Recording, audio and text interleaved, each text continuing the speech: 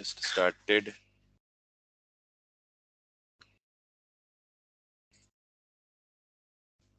All right. So last time हमने database का introduction दिया था और डेटाबेस के बारे में आपको बेसिक नॉलेज आ गया है और उसको यूज़ करते हुए आज बल्कि हमने कनेक्टिविटी भी कर ली थी अपने बैकएंड की एप्लीकेशन जो कि नोड.जेएस एक्सप्रेस में लिखी हुई है उसको हमने डेटाबेस से कनेक्ट कर लिया था। तो आज हम कुछ बेसिक से ऑपरेशंस करेंगे कि यूजर से रिकॉर्ड लेके डेटाबेस में भेजना और फिर डेटाबेस में जो सेव्ड रिकॉर्ड है उनको ला के सामने डिस्प्ले कराना वगैरह वगैरह। So we were here in fact ये डेटाबेस की कनेक्टिविटी की फाइल है। हम इन चीज़ों को इम्प्रूव करते रहेंगे साथ साथ साथ, ठीक है, क्योंकि this is the bare minimal thing that is required. बाकी इसकी इम्प्रूवमेंट बहुत तरीकों से हो सकती है। तो मैंने सबसे पहले ये बनाया था, ये भी हो गया हमारा, ये भी हो गया। And let's come inside the controller file. और हमारे टू डूज के कंट्रोलर में सिर्फ एक था कि क्रिएट टू डू का एक राउट बनाया हुआ था। और अब हम ये करेंगे कि हम पोस्टमैन से एक नया रिकॉर्ड इंसर्ट करेंगे और उस नए रिकॉर्ड को यानी उस एक नई रिक्वेस्ट क्रिएट करेंगे और उस रिक्वेस्ट की बॉडी में हम डाटा भेजेंगे और वो डाटा यहाँ से रिसीव करके यहाँ से आगे किधर भेजेंगे, डेटाबेस में भेजेंगे। लेकिन कल जहाँ पे हमने छोड़ा था वहां से आगे स्टार्ट करेंगे। डेटाबेस के साथ कम्युनिकेट करने या डाटा सेंड या रिसीव करने, डिस्प्ले करने के लिए या सेव करने के लिए हमें एक बीच में हमने पैकेज यूज किया था जिसे हमने कहा था मोंगूज। ठीक है, मोंगूज क्या भला है? Basically it is an ODM, object document mapper. अब मैंने आपको ये भी कहा था कि कल मैंने आपको खुद मैनुअली डेटाबेस में मोंगोडीबी कंपास का टूल इस्तेमाल करके डेटाबेस में जाके कलेक्शंस क्रिएट की थी, डॉक्यूमेंट्स क्रिएट किए थे और फील्ड्स भी क्रिएट की थी। हम ये खुद मैनुअली नहीं करते ये कोई काम। मैंने कल कहा था कि ये सारा का सारा काम हम बैकएंड की एप्लीकेशन में कोड करते हैं, ये खुद बहुत सारा काम होता है। खुद ही डेटाबेस क्रिएट होता है, खुद ही कलेक्शन क्रिएट होती है और फिर हम डॉक्यूमेंट फ्रंट एंड यूजर से लेके जाके उसमें सेव करते हैं। सो ये सारा काम, कौन सा काम? क्रिएशन ऑफ डेटाबेस से लेके डेटाबेस पर कोई ऑपरेशंस परफॉर्म करना, यानी कलेक्शन क्रिएट करना, फिर कलेक्शन में डाटा सेव करना, उस कलेक्शन से डाटा को रिट्रीव करना, डिलीट करना, अपडेट करना, ये सारा का सारा काम हमें कौन करके देगा या किसकी हेल्प से हम करेंगे? मोंगूज की हेल्प से करेंगे।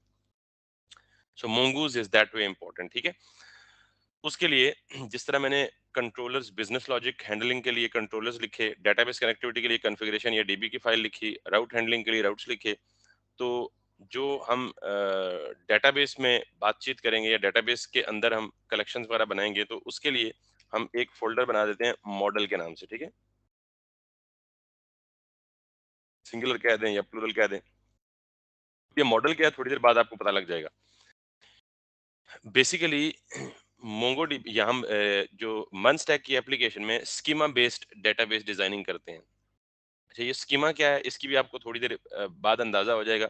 लेकिन फिलहाल मैं ये चाहता हूँ कि मैं पहले आपको प्रैक्टिकल करके दिखाऊं, फिर मैं स्कीमा को डिफाइन करूं तो ज्यादा मीनिंगफुल चीज या ज्यादा बेहतर या इफेक्टिव तो मौसर तरीके से आपको समझ आएगी। आपने सिर्फ मॉडल का एक फोल्डर बनाना है और इसके अंदर आपने एक स्कीमा बना दें या मॉडल बना दें। इनफैक्ट मैं स्कीमा बनाता हूँ। अब ये स्कीमा क्या भला है? जिस नाम से हमने डेटाबेस के अंदर कलेक्शन बनानी है, हमने उसको स्कीमा के जरिए डिफाइन करना है। यानी यूं समझें कि creation of database using code, that's it, simple is that. Schema क्या है? मैं बड़ी लेमैन वाली डेफिनेशन समझा रहा हूँ। ये लेक्चर ऑनलाइन भी जाएगा तो कोई शायद मुझे गलत भी साबित करने की कोशिश करे। बहरहाल मैं जस्ट आपके समझाने के लिए, creation of database and collections through code. तो वो कोड देखेंगे आपके सामने, अभी मैं लिखूंगा उसी तरह ऑब्जेक्ट अप्रोच में एक ऑब्जेक्ट बनाऊंगा या एक ऑब्जेक्ट कंस्ट्रक्टर कॉल करूंगा और फिर उसके अंदर मैं डिफरेंट वैल्यूज और ऑप्शंस पास करूंगा और फिर जब उसे एग्जीक्यूट करूंगा तो वो ऑटोमेटिकली डेटाबेस में जाके कलेक्शन क्रिएट हो जाएगी। So what I have to do is कि मैंने टू डूज सेव करने हैं। तो टू डूज के लिए कलेक्शन का नाम भी क्या होना चाहिए? टू डू होनी चाहिए या कुछ भी हो सकता है। तो ये जो अभी मैं बनाने लगा हूँ, ये मैं एक स्कीमा बनाने लगा हूँ, ठीक है। तो मैं इसे कहूंगा to do schema dot js. It's just like a JS file as we have been doing in case of the other files like controllers or routes or something like that. तो मैंने लिखा to do schema और फिर मैं जाऊंगा यहाँ पे और mongoose की डॉक्यूमेंटेशन में। Got it? सो अगर मैं mongoose की डॉक्यूमेंटेशन में जाऊं, रीड द डॉक्स तो यहाँ पे आपको ये एक चीज़ नज़र आ रही होगी स्कीमा की। इस स्कीमा पे क्लिक करेंगे आप, तो ये आपको स्कीमास की डेफिनेशन भी बताएगा। If you haven't yet done so, please take a minute to read the quick start to get an idea of how mongoose work. तो हम ये मंगूज को ऑलरेडी कल देख चुके हैं कि कैसे ये काम करता है। मजीद डिटेल आपको आज पता लग जाएगी और इनफैक्ट अगले चंद लेक्चर्स में आपको बिल्कुल ये स्ट्रीमलाइन हो जाएगा अगर आपने इसकी प्रैक्टिस को जारी रखा। सो अब वो ये कह रहा है कि डिफाइनिंग योर स्कीमा। मैं मतलब सारी कहानियों को पढ़ने के बजाय मैं डायरेक्ट क्या कर रहा हूँ, एक स्कीमा बना रहा हूँ। सबसे पहले वो कह रहा है कि आपने मोंगूज को इंपोर्ट करना है। ये जो इंपोर्ट मोंगूज फ्रॉम मोंगूज, ये सिंटैक्स है ES6 का, तो हम रिक्वायर कर रहे होते हैं, हम बैकएंड के लिए ES5 यूज कर रहे हैं अभी तक, ठीक है। सो मैं इन दो चीजों को यहाँ से उठाऊंगा और अपने बैकएंड पे जाके यहाँ पे रखूंगा। तो मैं इसे इंपोर्ट के बजाय मैं कंसिस्टेंसी के लिए यहाँ से क्या करेंगे, const mongoose equals to require और this, क्योंकि बात, अब मैं इस लाइन को हटा भी सकता हूँ और इसको इसी तरह एज इट इज भी लिख सकता हूँ। बहरहाल सेकेंडली मैं यहाँ पे जाऊंगा और ये जो लाइन है ना,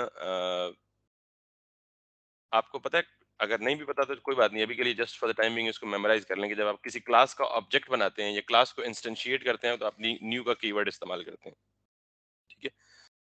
सो अभी चूंकि मुझे सेव करना है, क्या टू डू सेव करने हैं, और टू डू की कितनी फील्ड्स हैं, यानी एक टू डू का टाइटल है, एक आईडी बाय डिफॉल्ट क्रिएट होती है मोंगोडीबी में, कल आपने देख ली है, तो वो हम क्रिएट खुद नहीं करेंगे, क्योंकि हम खुद करेंगे तो आईडी डुप्लीकेट होने का खदशा है। तो आईडी डुप्लीकेट नहीं होनी चाहिए, बल्कि हमेशा क्या होनी चाहिए, यूनिक होनी चाहिए। तो हम एक रखेंगे टू डू का टाइटल, एक रखेंगे उसकी डिस्क्रिप्शन, एक रखेंगे उसका स्टेटस। फिलहाल 3 fields, just to make it a very simple thing. तो मैं यहाँ पे क्या करूंगा, simply const to do schema, ये नाम कुछ भी हो सकता है, जस्ट लाइक जैसे हम वेरिएबल का नाम रखते हैं। और फिर मैंने लिखा जी न्यू mongoose डॉट स्कीमा। फिर ये जो इसने लिखा था ना ऊपर, mongoose को पहले रिक्वायर करके फिर यहाँ पे उसने जैसे इसने किया हुआ, आप ये काम भी कर सकते हैं। सिंपली mongoose से पहले क्या एक्सट्रैक्ट किया, स्कीमा एक्सट्रैक्ट किया, और फिर उसके बाद इसने न्यू। तो मैंने ये mongoose से स्कीमा निकालने के बजाय मैंने यहाँ mongoose डॉट स्कीमा खुद यहाँ पे पूरा लिख दिया, ठीक। इट्स जस्ट लाइक जैसे हम कंस्ट्रक्टर फंक्शन कॉल करते हैं, क्लास कंस्ट्रक्टर का नाम वही होता है ना जो क्लास का नेम होता है। तो मैंने न्यू mongoose डॉट स्कीमा लिखा और ओपनिंग एंड क्लोजिंग करली ब्रैकेट, यानी जस्ट एक कंस्ट्रक्टर फंक्शन है, ये एक ऑब्जेक्ट लेता है, ठीक। इस ऑब्जेक्ट में हम पूरे के पूरी कलेक्शन, जो भी हम कलेक्शन डेटाबेस में बनाना चाहते हैं उसकी डेफिनेशन देते हैं, उसका मेटा डाटा देते हैं। मेटा डाटा क्या होता है ये अभी आपको पता लग जाएगा। अब जो हम कलेक्शन क्रिएट करने लगे ना, अगर आप वापस जाएं यहाँ डॉक्यूमेंटेशन में, तो ये स्कीमा है बेसिकली। देखिए उसने किसका स्कीमा बनाया, ब्लॉग का स्कीमा, नाम कुछ भी दें और आगे न्यू स्कीमा। अब वो कह रहे हैं जी कि जो मेरी कलेक्शन क्रिएट होगी उसमें कौन कौन सी फील्ड्स होंगी, एक टाइटल की फील्ड होगी और उसकी डेटा टाइप क्या होगी, स्ट्रिंग। एक ऑथर की फील्ड होगी, उसकी डेटा टाइप भी क्या होगी, स्ट्रिंग। एक बॉडी की फील्ड होगी, उसकी भी डेटा टाइप क्या होगी, स्ट्रिंग। एक कमेंट्स की फील्ड होगी, उसकी डेटा टाइप में एक पूरी अरे आएगी और उस अरे में एक ऑब्जेक्ट आएगा और उस ऑब्जेक्ट में बॉडी उसकी टाइप स्ट्रिंग, डेट उसकी type date, then hidden, then meta. ये सारी चीजें उसने किसके लिए रखी हैं, ब्लॉग के लिए। Since we want to make collection for our on use case which is the to do app, so we make it simple। और हम क्या करेंगे यहाँ पे, बिल्कुल तरीका यही रखेंगे। ये देखें ये सारा का सारा इंटायरली क्या है, एक ऑब्जेक्ट है। So what will be doing is कि हम यहाँ पे रखेंगे टू डू का title, so making it title and keeping its type as string, capital S के साथ। ये डेटा टाइप्स कहाँ से मिलती हैं हमें, मोंगूज, क्लियर। उसके बाद जब हम वापस अगली जाएंगे तो मैं इसे लिखूंगा जी description, and description again is a string. और उसके बाद इसका मैंने स्टेटस लिखा और that is going to be a boolean. Make sense. तो ये मेरा एक वेरी वेरी सिंपल सा स्कीमा बन गया, इसको मैं क्या कहता हूँ, स्कीमा। तो अब अगर मैं इसको डिफाइन करूंगा तो आपको ज्यादा बेहतर तरीके से समझ आएगी। स्कीमा का मतलब क्या है कि डेटाबेस में जब मैं इसे रन करूंगा, एग्जीक्यूट करूंगा, तो डेटाबेस में जाके एक कलेक्शन बन जाएगी। अब किस नाम से कलेक्शन बनेगी अभी तक मैंने नाम स्पेसिफाई नहीं किया, क्योंकि 3 स्टेप्स हैं। पहला स्टेप है डेटाबेस कनेक्टिविटी, सेकंड स्टेप है स्कीमा को डिफाइन करना, थर्ड स्टेप है मॉडल क्रिएट करना। तो अभी तीसरा स्टेप रहता है, जो मैंने ये मॉडल फोल्डर का नाम रखा है ना, वो इसी वजह से रखा है कि हमने, तो अब जब ये स्कीमा चलेगा तो कलेक्शन किस नाम से, यानी कलेक्शन क्रिएट होगी जिसमें एक फील्ड टाइटल की होगी, दूसरी डिस्क्रिप्शन की होगी, तीसरी क्या होगी, स्टेटस की होगी। यहां तक बात क्लियर है? अब अगर यहाँ पे आप जाएं तो यहाँ पे अ, एक कॉलम हम डेट का भी रख लेते हैं कि टू डू कब क्रिएट हुआ था। ठीक है, यानी जाहिर है हमने ये रिकॉर्ड भी रखना है ना कि किसने कब वो टू डू क्रिएट किया था। तो आप सिंपली अगर यहाँ पे डेट लिखें, ये बेसिकली नाम होगा उस कलेक्शन का। और यहाँ पे अब अच्छा, यहाँ पे अब दो चीजें, पहले जरा इस डेट को मैं एक्सक्लूड करके सिंपल काम कर देता हूँ, फिर मैं आपको डेट शामिल करके दिखाऊंगा, क्योंकि डेट में आगे दो चीजें उसने बयान की हुई हैं। एक चीज उसने टाइप बयान की हुई है और एक चीज उसने डिफॉल्ट बयान की हुई है। So I come to it, but before हम इस बड़े सिंपल से स्कीमा को कंप्लीट करके CRUD यानी रिकॉर्ड डेटाबेस में भेज के और रिकॉर्ड वापस डेटाबेस से ला के चेक करते हैं। सो दो steps, step number 1 database connectivity जो कल हमने की थी, step number 2 creating a schema. अच्छा, simple creating schema is not good enough, इस स्कीमा को हमने मॉडल भी करना है। ठीक है, अच्छा यहाँ अगर इसके बाद आप आए तो ये स्कीमा लिख के उसने क्या कहा, यहाँ इससे नीचे है थोड़ा सा, ये सारी डेटा टाइप्स है जो मैं अभी लिख रहा था, स्ट्रिंग है, नंबर है, डेट है, बफर है, बुलियन है, मिक्स्ड है, ऑब्जेक्ट है, अरे है, डेसिमल और मैप। ठीक, अब इसने ये करने के बाद क्या किया, यहाँ नीचे क्रिएटिंग अ मॉडल, ये 3 स्टेप्स लिख लें। अगर कभी आपको भूल भी जाए ना, ये कोड छोड़ या सिंटैक्स भूल भी जाए, कोई मसला नहीं, स्टेप्स याद होने चाहिए। डेटाबेस कनेक्टिविटी 1, दूसरा क्रिएटिंग स्कीमा, तीसरा क्रिएटिंग मॉडल। तो हमने डेटाबेस कनेक्टिविटी भी कर ली, स्कीमा भी क्रिएट कर लिया, अब हम क्या बनाने जा रहे हैं, मॉडल। और मॉडल बनाने का कोई इतनी बड़ी रॉकेट साइंस नहीं है, ये एक लाइन है सिर्फ। अगर मैं इस पूरी लाइन को यहाँ से कॉपी कर लूँ, शुरू में आप 1 2 दफा 3 दफा कॉपी करेंगे, बाद में आपको फिंगर टिप्स पे खुद ही हो जाएगा यार ये कैसे बनाते हैं। So if I copy this out, Raj इधर भी देख लें साथ, क्रिएटिंग अ मॉडल, और यहाँ पे आके जस्ट बिलो दैट स्कीमा मैंने इसे पेस्ट कर दिया। अब ये नाम तो उसके अपने डिफॉल्ट हैं, क्योंकि वो ब्लॉग बना रहा था, हम तो ब्लॉग नहीं बना रहे। तो मैं यहाँ पे पहले ये बात पॉइंट की और पते की और नोट करने की है, यहाँ जो नाम देंगे आप डेटाबेस में जाके इसी नाम से कलेक्शन क्रिएट होगी। आई रिपीट, यहाँ जो नाम देंगे डेटाबेस में जाके इसी नाम से कलेक्शन क्रिएट होगी। सो चूंकि मैं टू डूज के लिए बना रहा हूं, मैंने इसको क्या नाम दिया, टू डूज, टू डू नाम दिया, टू डू सिंगुलर नाम दिया। इंटरेस्टिंगली यहां आप सिंगुलर नाम देंगे, डेटाबेस में जाके ये खुद ब खुद प्लूरल बन जाएगा, यानी ये टू डू के बजाय क्या बन जाएगा, टू डूज। क्लियर होगी बात? इसके आगे ये जो स्कीमा है, इस स्कीमा की जगह ये जो मैंने स्कीमा क्रिएट किया है ये पास कर दूंगा। क्लियर? और ये जो ब्लॉग है, I don't need this blog, I need to make it to do. ये जो टू डू है ना, ये नाम सिर्फ वेरिएबल को इसलिए दिया कि जब मैं एक्सपोर्ट करूंगा तो इस टू डू को करूंगा, और जहां इंपोर्ट होगा तो ये टू डू इस्तेमाल होगा, ये वाला नाम। लेकिन ये वाला नाम किसके लिए, डेटाबेस में जाएगा। और डेटाबेस में हमने मैनुअली अब कलेक्शन नहीं बनानी, कल भी मना किया था और आज भी बता रहा हूँ कि ये सारा कुछ खुद ब खुद हो जाएगा, ऑटोमेटिक हो जाएगा थ्रू आर कोड। लेकिन ये बात याद रखनी है कि जो नाम हम यहाँ देंगे मॉडल क्रिएट करते वक्त, we are creating model, mongoose dot model, ये बिल्ट इन फंक्शन है मॉडल किसका, mongoose लाइब्रेरी का। कौन कौन से बिल्ट इन है, mongoose डॉट स्कीमा और mongoose डॉट मॉडल। लेकिन ये जो आगे कहानी लिखी हुई है ना अंदर, ये ऑब्जेक्ट हमने डिफाइन किया है, और इसके अंदर mongoose डॉट मॉडल ये बिल्ट इन है, लेकिन इसके अंदर ये दो पैरामीटर्स ये हमारे डिफाइन करते हैं। क्लियर होगी ये बात? बस ये सारे स्टेप्स है। कितने बन गए, 3।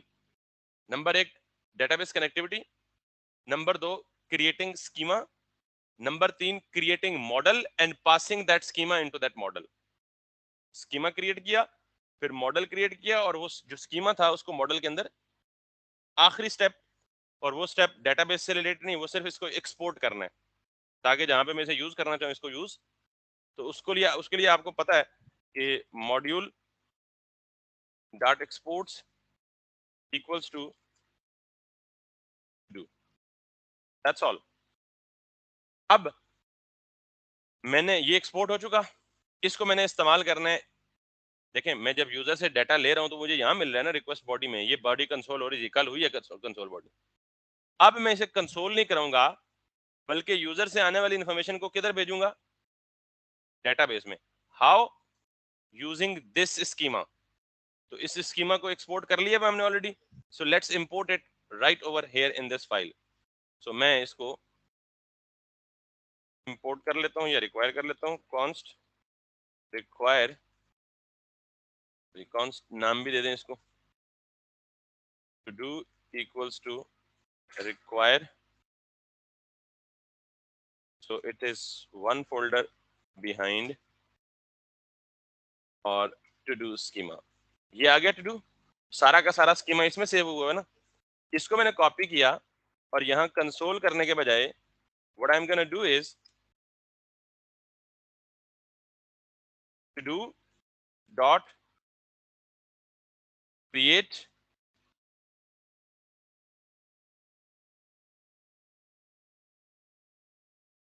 बस ये डेटाबेस में सेव हो जाएगा। Was it difficult? That's all। ना हमने डेटाबेस में जाके खुद डेटाबेस बनाया, नहीं बनाया, लेट मी शो यू, नहीं बनाया।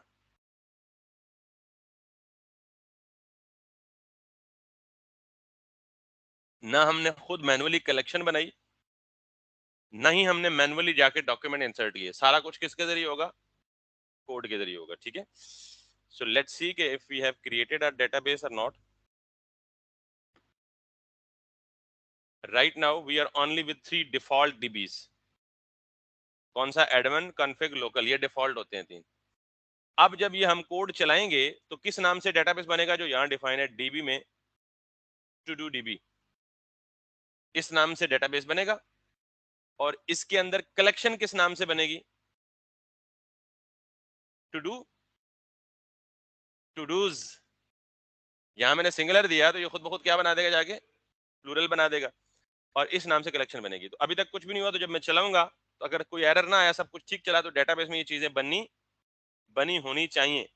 ठीक है, so let's close it, come back here and get ready to have the magic.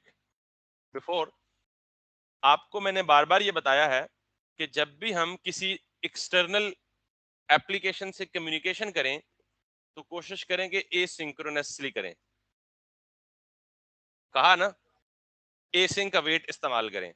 दूसरा, दूसरी क्या चीज इस्तेमाल करें, क्योंकि ट्राई कैच इस्तेमाल करें, क्योंकि एरर में अकर, जो जब एरर अकर होगा और आपने ट्राई कैच इस्तेमाल नहीं होगा किया होगा तो आपकी सारी एप्लीकेशन क्रैश कर जाएगी। तो try catch proper error handling के लिए हमें इस्तेमाल जरूर करना चाहिए। तो ये कोई नई रॉकेट साइंस तो नहीं है ना। So let's make it like that. ये जो है क्रिएट टू डू है ना, इसको मैं बना रहा हूँ एसिंक। कोई मसला, तो जब वो एसिंक है, इसको बना रहा हूँ अवेट। कोई मसला। अब इस पूरी चीज को उठा के ट्राई कैच में रख रहा हूँ, तब भी कोई मसला। मैं कह रहा हूँ ये try to do this, otherwise अगर ये ब्रेक कर जाए तो ग्रेसफुली एरर को हैंडल करो, कंसोल लॉग। फ्यूचर में हम ये एरर हैंडल इस तरह करेंगे कि हम प्रॉपर एरर मैसेज क्रिएट करेंगे और उसको वापस क्लाइंट को सेंड करेंगे, ताकि कंसोल पे एरर ना दिखे, क्लाइंट को एरर दिखे। बट फॉर नाउ, चूंकि मैं एरर हैंडलिंग पे फोकस नहीं कर रहा, मैं सिर्फ एक बेसिक डेटाबेस के ऑपरेशन को परफॉर्म करके दिखा रहा हूँ। सो अब मुझे ये बताएं कि इस चीज में कोई प्रॉब्लम या मुश्किल है, नहीं है ना। तो जब ये काम हो जाए तो अब रेस्ट डॉट सेंड के बजाय रेस्ट डॉट जेसन, ये भी आपने पढ़ा हुआ है, और यहाँ पे आप सिंपली एक ऑब्जेक्ट भेज दें और इसमें message record has been saved. Clear. अब मेरे ख्याल में इसको चलना चाहिए, अगर मैंने कोई और चीज मिस नहीं की तो। So let's try it. कैसे ट्राई करेंगे? पोस्टमैन से एक रिक्वेस्ट जनरेट करेंगे और उस रिक्वेस्ट में बॉडी में डाटा भेजेंगे। देखिए उस डाटा की शेप यही होनी चाहिए, title, description, status. Data schema के साथ डाटा का फॉर्मेट, ये शक्ल स्कीमा की शक्ल से मैच करनी चाहिए। सो now let's do that. Postman,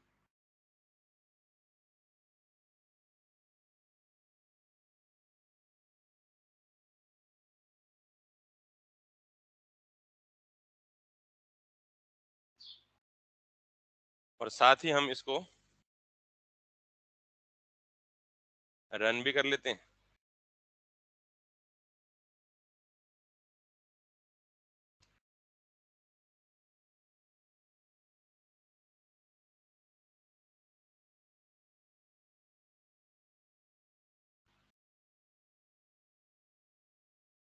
So our server is running, DB is connected, make a request now। और वो रिक्वेस्ट किस पे जाएगी? Slash to do slash new पे। लेट्स चेक, यही राउट है। कहां से चेक होगा? राउट से, slash to do slash new. So this is what.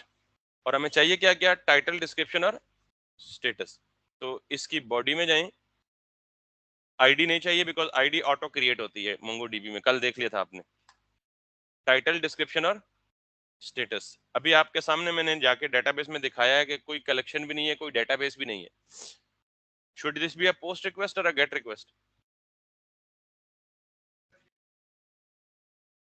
Post request. I am posting some data on the server, ठीक है। Post request. Now if I hit this, it's an error. और error क्या है? हमें कुछ ना कुछ कहीं ना कहीं से पता लगना चाहिए। अच्छा, पहले हम ये देखते हैं कि क्या हमारी रिक्वेस्ट डेटाबेस में सक्सेसफुली गई या नहीं गई, फिर हम देखेंगे कि क्या एरर है। क्योंकि यहाँ अच्छा ये कह रहा है कैन नॉट पोस्ट। अच्छा, इसका मतलब जो मुझे लग रहा है वो ये है कि हम यहाँ से कौन सी रिक्वेस्ट भेज रहे हैं। तो क्या हम पोस्ट रिक्वेस्ट हैंडल भी कर रहे हैं या नहीं कर रहे? That's the problem. ये क्या होना चाहिए? पोस्ट, क्योंकि हम वहां से पोस्ट भेज रहे हैं और यहाँ किसको हैंडल कर रहे हैं? गेट को हैंडल कर रहे हैं। So now once again if I come back here, server को रिस्टार्ट, हो गया सर्वर रिस्टार्ट। अब अगर मैं इसको सेंड करता हूँ तो record has been saved। now let's go to the database to check। Number one, कि डेटाबेस क्रिएट हुआ। नंबर टू, कलेक्शन क्रिएट हुई। और नंबर तीन, कलेक्शन उसी नाम से क्रिएट हुई जो हमने सपोज किया हुआ था, यानी जो हम चाह रहे हैं कि टू डू के बजाय टू डूज होना चाहिए प्लूरल में। So let's go back and open up the MongoDB campus, connect। so we do have a new database with the name to do db। ये नाम कहां से आया? ये नाम यहां से आया। Got it? खुद ही क्रिएट हुआ। अब इसके अंदर देखते हैं। मैंने क्लिक करके अंदर गया, ये क्या आ गया? To dos. मैंने ये नाम कहां से आया? ये नाम आया आपके स्कीमा से। ये वाला मैंने लिखा था टू डू और उधर क्या पहुंचा? To dos. अब इसके अंदर रिकॉर्ड कहां से आएगा? ये वाला, this is some to do title and this is some to do description. So let's come into it. और इसके अंदर एक डॉक्यूमेंट है और उस डॉक्यूमेंट में क्या है? This is some test do and this is some test description, status is true. ये वी और ये आईडी ये ऑटो क्रिएटेड होते हैं। V sort of version of this document. Clear? By default ये फील्ड होती है। यहां तक किसी को प्रॉब्लम? तो डेटाबेस कनेक्टिविटी भी हो गई और डेटाबेस ऑपरेशन भी हो गया। स्कीमा को भी बंद कर दें, डीबी को भी बंद कर दें, राउट्स को भी बंद कर दें। सिर्फ काम आपका किधर है? स्कीमा और कंट्रोलर में।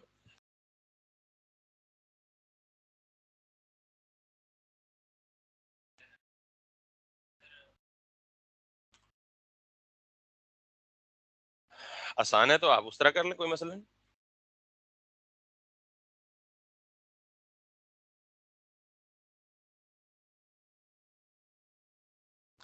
प्रोफेशनल तरीका वैसे यही है, थ्रू कोड। और आपको अगर इसका चस्का पड़ गया ना, तो आप कहेंगे वो क्या खबती चीज़ है यार, वो क्या प्रॉब्लम है। Everything is in here. और यहाँ आपके पास बहुत ज़्यादा कंट्रोल है। अभी मैं वो सारी बातें नहीं उंडेलना चाहता, क्योंकि ज़ाहिर है यू माइट गेट कन्फ्यूज़्ड। अभी तो आपने बच्चे ये बिल्कुल सिंपल सा स्कीमा देखा है। ना आपने वैलिडेशन लगाई है, ना आपने कोई चेक्स लगाए हैं, ना आपने कोई इसके साथ और खेल खेला है। अभी तो बहुत सारे खेल खेलने बाकी हैं। बहरहाल anyways your question is valid and you can still do that. आप उधर जाके भी कर सकते हैं क्रिएट, ठीक है? लेकिन अगर उधर जाके क्रिएट करेंगे, तो जो सारे क्रिएट, रीड, अपडेट, डिलीट के ऑपरेशंस तो आपने कोड के थ्रू करने हैं ना, उसको कैसे हैंडल करेंगे? ठीक है? सो ये क्लियर होगी बात। अब जरा हम इसको थोड़ा सा मजीद स्कीमा को पॉलिश करते हैं। ये क्या है? टाइटल। और इसकी टाइप क्या है? स्ट्रिंग। मैं इसको ना इसके बजाय एक ऑब्जेक्ट दे देता हूँ, और इसको ये कह देता हूँ जी कि इसकी जो टाइप है वो स्ट्रिंग होगी, और इसका एक और जो वैलिडेशन वगैरह लगानी है, रिक्वायर्ड जो है ये क्या होगा? ट्रू होगा। ये लो फराज, मैंने कहा ये जो टाइटल की फील्ड है, इस पहले तो मैंने सिर्फ ये लिखा ना, फील्ड टाइप लिख के नेम। तो मैंने कहा जी इसकी टाइप स्ट्रिंग होगी, रिक्वायर्ड ट्रू होगा। यानी अगर आपको मल्टीपल ऑप्शंस देने हैं, और अगर आपको इससे भी ज्यादा देने हैं कि टाइटल की जो मिनिमम लेंथ है वो कितनी होनी चाहिए। आप सपोज करते हैं कि आप कहते हैं जी टाइटल 4 कैरेक्टर से कम ना हो, तो आप मिन लेंथ दे देते हैं क्या? 4। आप कहते हैं जी कि टाइटल की जो लेंथ है वो 20 से ऊपर। अब जितने मर्जी रूल्स स्पेसिफाई कर सकते हैं आप इस पर्टिकुलर फील्ड की एंट्री को रिस्ट्रिक्ट करने के लिए, ठीक। इसी तरह आप डिस्क्रिप्शन को भी, आप बजाय ये काम सादा करने के, आप इसको भी कर लें टाइप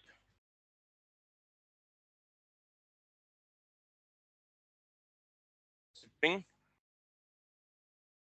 रिक्वायर्ड।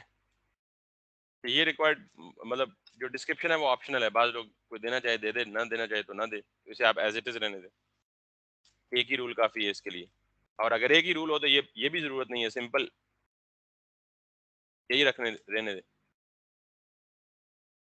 क्लियर? और स्टेटस भी ऑप्शनल है, तो उसको भी ऐसे ही रहने दें। अब यू सपोज करें कि यहाँ आपकी एक फील्ड है फोन नंबर की, तो आप उस पर पूरे के पूरे रूल्स अप्लाई कर सकते हैं। फोन नंबर के स्टार्ट में 3 कैरेक्टर कोड होना चाहिए, कंट्री कोड वैलिड होना चाहिए, फोन नंबर सिर्फ नंबर होने चाहिए, कोई स्पेशल कैरेक्टर नहीं होना चाहिए, कोई अल्फाबेट नहीं होना चाहिए। फिर ईमेल की वैलिडिटी चेक कर सकते हैं, फिर आप अपने CNIC की वैलिडिटी चेक कर सकते हैं। आप इस तरह के बहुत सारे काम यहाँ आप स्कीमा के जरिए कर सकते हैं। तो ये समझिए कि आपकी जो कलेक्शन है उसको कंट्रोल कौन कर रहा है? स्कीमा। और स्कीमा क्या है? डेटा अबाउट डेटा, यानी जो डेटा सेव हो रहा है उसके बारे में जो सारी इंफॉर्मेशन है वो इसके पास है, कि कौन सी फील्ड किस टाइप की है, कौन सी फील्ड पे कौन से रूल्स लगे हुए हैं, कौन सी फील्ड पे कौन सी रिस्ट्रिक्शंस लगी हुई हैं। तो this is how schema is important. Anyways, that's all, good enough. अब मैं जरा, अभी मैं ये इन रूल्स को क्लियरली एलेबोरेट नहीं कर रहा, क्योंकि इनके जो एरर्स आते हैं फिर उन एरर्स को प्रॉपर्ली हैंडल करना पड़ता है। तो एरर हैंडलिंग पे प्रॉपर हमारा 1 या 2 लेक्चर्स होंगे डेडिकेटेडली, एक्सप्लिसिटली। तो तब हम उनको जाके वहां पे डिस्कस करेंगे। So for the time being let's store some records, मतलब 3 से 4 या 4 से 5 रिकॉर्ड हम सेव करते हैं और फिर उन पे डिफरेंट ऑपरेशंस परफॉर्म करते हैं। सो let's C, I make another request which is some title 1, some test description 1, or that's going to be false. Let's make this request again, record has been saved। फिर आप कहेंगे जी this is some test title 2, this is some test title description 2, इसको भी आप कर लें जी true, and let's make another saved। इसको आप कर लें जी 3, इसको भी आप कर लें जी 3, इसको आप कर लें still all, or whatever you like, still record saved। So come back to the database, so it is not getting actually saved, reason यहाँ पे क्रैश आया हुआ। Got it? क्रैश क्यों आया है, लेट्स सी। मैं ये नहीं दिखाना चाह रहा था, लेकिन अगर आ ही गया तो फिर देख ही ले। वो कह रहे जी टू डू वैलिडेशन फेल्ड, और कहाँ फेल हुई है, टाइटल पाथ, और क्या है, this is some test title 1 is longer than the maximum allowed length which is 20। समझ तो आ गई होगी। तो मैंने क्या कहा है कि मैक्सिमम लेंथ कितनी होनी चाहिए, और ये उससे ज्यादा है, लिहाजा ये इस किस्म का एरर आएगा आपको, इतना ड्राउनी जिसकी शक्ल देख के आपको डर लगना शुरू हो जाएगा।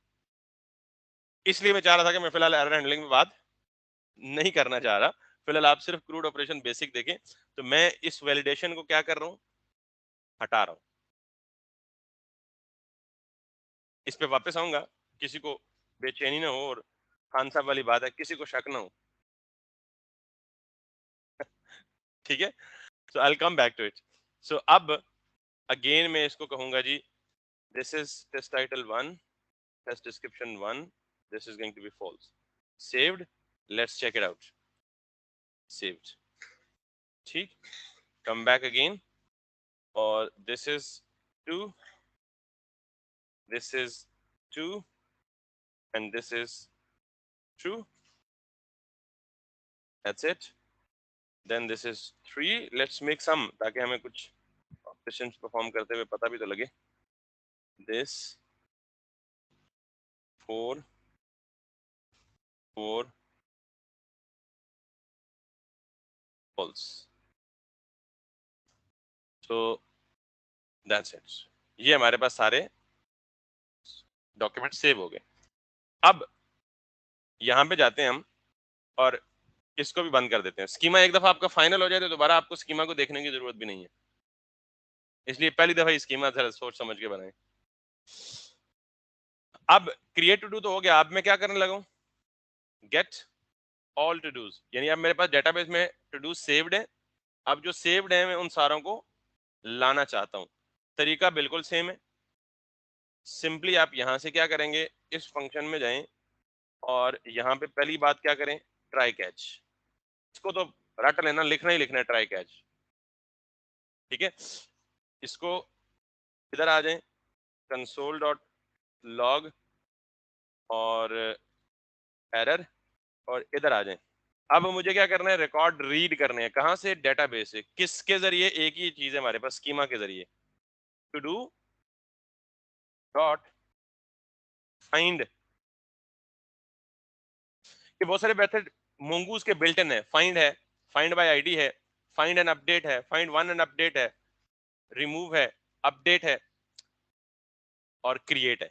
ये सारे के सारे फंक्शंस किसके हैं, मोंगूज के। अभी मैं बताऊंगा कहां से आप इनकी डॉक्यूमेंटेशन देख सकते हैं। सो अगर आपने डेटाबेस से रिकॉर्ड फेच करने हैं, तो आप स्कीमा का नाम, ये स्कीमा का नाम पता है, सॉरी आपके मॉडल का नेम है, मॉडल नेम डॉट फाइंड, और अगर आपने ऑल रिकॉर्ड फेच करने हैं तो एम्प्टी ऑब्जेक्ट दे दें। क्लियर?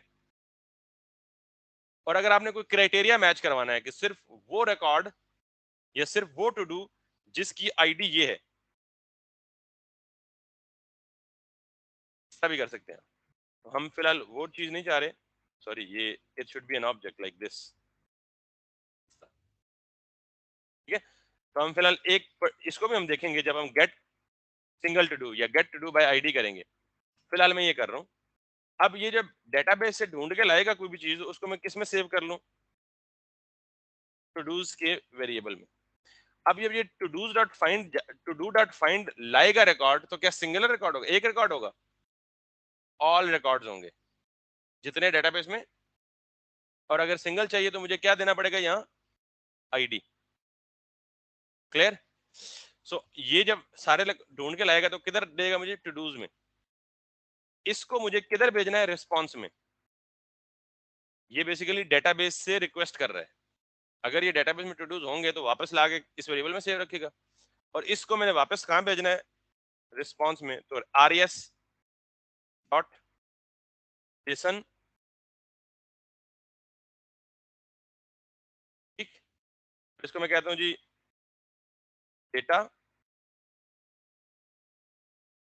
ये की अपनी मर्जी की रख लें आप, डेटा रख लें, एबीसी रख लें, एक्स वाई जी रख लें, ये लें। ये टू डूज क्या है? ये वही वाला टू डूज है जो कहां से आ रहा है? डेटाबेस से आ रहा है। और ये वाला फंक्शन कब चलेगा? जब कौन सा रूट हिट होगा? टू डूज का। जब मैं स्लैश टू डूज करूंगा तो क्या कॉल होगा? Get all todos. जब get all todos hit होगा तो ये गेट ऑल टू डूज आ जाएगा। जब इसके अंदर आएगा तो किधर जाएगा? डेटाबेस में रिक्वेस्ट करेगा, डेटाबेस से अगर इसे कुछ मिलेगा तो यहाँ ले आएगा और यहाँ से वापस किधर भेज देगा? रिस्पॉन्स में, rest dot JSON. Making sense? Now let's see. So ये कौन सी रिक्वेस्ट होगी पहले ये बताएं? गेट रिक्वेस्ट होगी। मैं इधर ही से कॉपी कर लेता हूँ। Gate request slash to do के बजाय स्लैश टू डूज, ऐसे ही है। If everything goes well, nothing seems to go well. Let's see इधर क्या मसाइल है। सर्वर हमारा क्रैश हुआ हुआ है,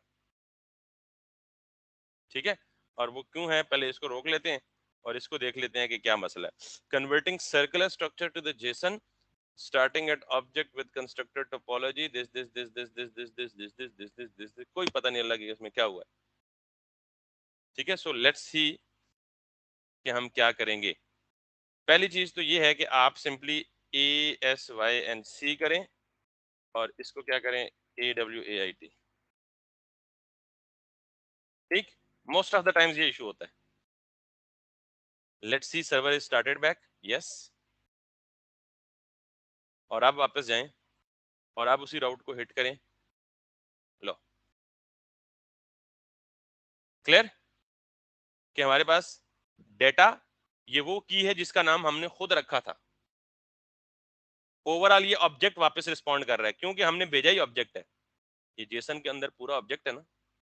इस ऑब्जेक्ट के अंदर की क्या है और वैल्यू क्या है? पूरी की पूरी अरे। की क्या है? डेटा। और ये पूरी की पूरी अरे जो डेटाबेस से आ रही है और एग्जैक्टली वही चीज आ रही है जो डेटाबेस में पड़ी हुई है। आईडी, टाइटल, डिस्क्रिप्शन, स्टेटस और वर्जन।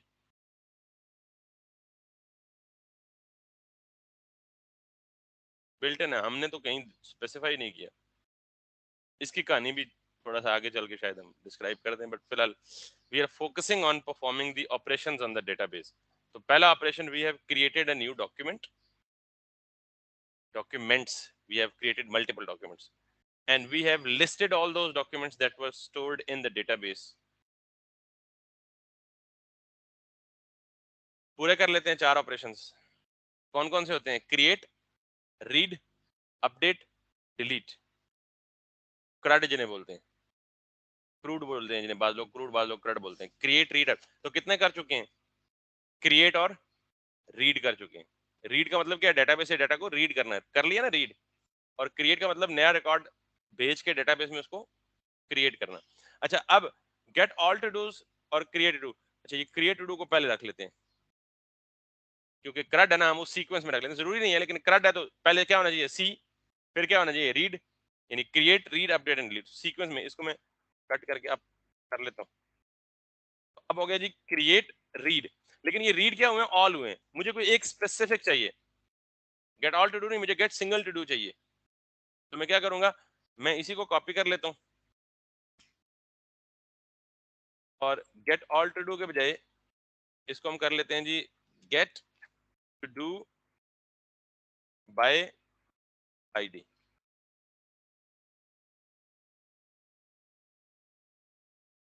आईडी भेजी भेजी नहीं है ना, तो पहले फंक्शन लिख लेते हैं ना, फिर आगे देखते हैं। आपको पता है आईडी कहाँ मिलती है हमें? याद है रिक्वेस्ट के ऑब्जेक्ट में क्या क्या पड़ा था? Request dot body, request dot param, request dot query. तो जब आईडी भेजेंगे तो कहाँ मिल जाएगी? रिक्वेस्ट में। तो मसला क्या है फिर?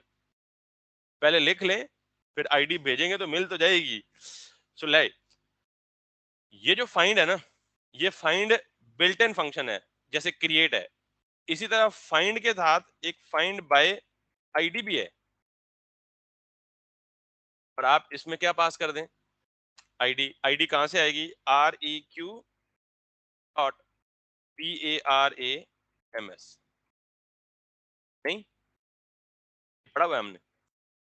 रिक्वेस्ट डॉट पैराम्स भी होता है, रिक्वेस्ट डॉट क्वेरी भी होता है, और रिक्वेस्ट डॉट बॉडी भी होता है। पैराम्स, और ये मुझे टू डू सारे तो नहीं देगा, बल्कि एक टू डू देगा, और इसी को मैं यहां पास कर दूं, बस that's it, 100% okay. Only thing left is कि I have to send ID while making a request. दूसरा पॉइंट कि कौन सा राउट इस फंक्शन को कॉल करेगा, वो राउट भी तो होना चाहिए ना। तो मुझे यहाँ पे जाना है, राउट पे, और यहाँ इसको कॉपी करना है, टू के बजाय क्या करना है, टू डू, और ये जो फंक्शन मैंने लिखा इसको मैं इंपोर्ट कर सकता हूँ यहाँ पे, ये, और इसको यहाँ कॉल कर दूं। बस, नहीं, क्योंकि मैं पैरम में आईडी भेजूंगा, यहाँ ये नहीं करूंगा भाई। क्या हो गया है, ये करूंगा ना। अब भी ठीक नहीं है कि रिक्वेस्ट डॉट पैरम्स तो पूरा ऑब्जेक्ट है, उसके अंदर से आईडी निकालूंगा यूं करके। इसीलिए जब ये रिक्वेस्ट की एनाटॉमी बता रहा था ना, तो ये कह रहा था कि इसको गौर से समझना है। नहीं, बात नहीं समझ आई तो कोई बात नहीं, पिछली वीडियो इस टाइटल के साथ मौजूद है, एनाटॉमी ऑफ रिक्वेस्ट ऑब्जेक्ट, देखिए अगर आपने, उसको देख लीजिएगा, ये चीज बिल्कुल क्रिस्टल क्लियर समझाई हुई है मैंने। Request dot params dot ID, और ये आईडी बेसिकली इस वेरिएबल से आएगी। Make sense? Now let's hit it. तो राउट क्या बना, पहले तो बताइए, भी गेट रिक्वेस्ट होगी, किस राउट पे होगी? Slash to do slash ID. ID तो मुझे पता ही नहीं, तो कोई बात नहीं, कोई आईडी यहां से उठा ले, इसको मैंने कॉपी किया और इधर पेस्ट किया। रिक्वेस्ट यूआरएल या एंड पॉइंट की शक्ल ऐसी होती है ना, slash to do slash ID. Now let me check if everything goes well here. Database is started. If I make a request, I have one.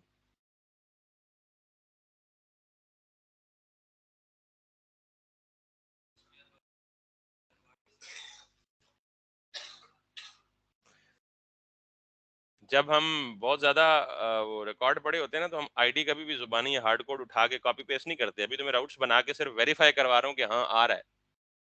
ये आईडी हमने डायनामिकली कैसे उठानी है, ये सवाल है, और इसका बड़ा जबरदस्त जवाब मिलेगा। ठीक है, it it is obviously not a practice, लेकिन अभी जो मुझे वेरीफाई करवाना है कि मेरा एंड पॉइंट ठीक चल रहा है। रियल लाइफ में हमें डेटाबेस की एक्सेस ही नहीं होगी, तो हम वहां से आइडिया कहाँ से उठाते फिरेंगे भाईजान, ऐसा नहीं होगा। चलें, आपको खफा होते हैं तो हम उधर से नहीं, ये उसकी एक्सेस नहीं है, इसकी एक्सेस तो हमारे पास है ना, इधर से तो उठा लेते हैं ना, इधर से उठा के इधर लें।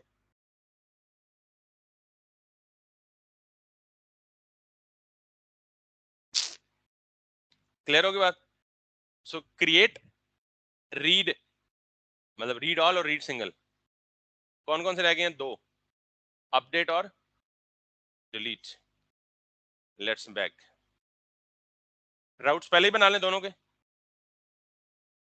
इसको मैं कहता हूं slash to do slash update. तो ये भी अपडेट सारों को तो नहीं करेगा ना, इसको आईडी चाहिए होगी, तो मैंने कहा G slash to do slash update और स्लैश, और इसको क्या करूंगा, गेट, सॉरी अब गेट नहीं रहा, तो अपडेट के लिए एचटीटीपी मेथड कौन सा होगा?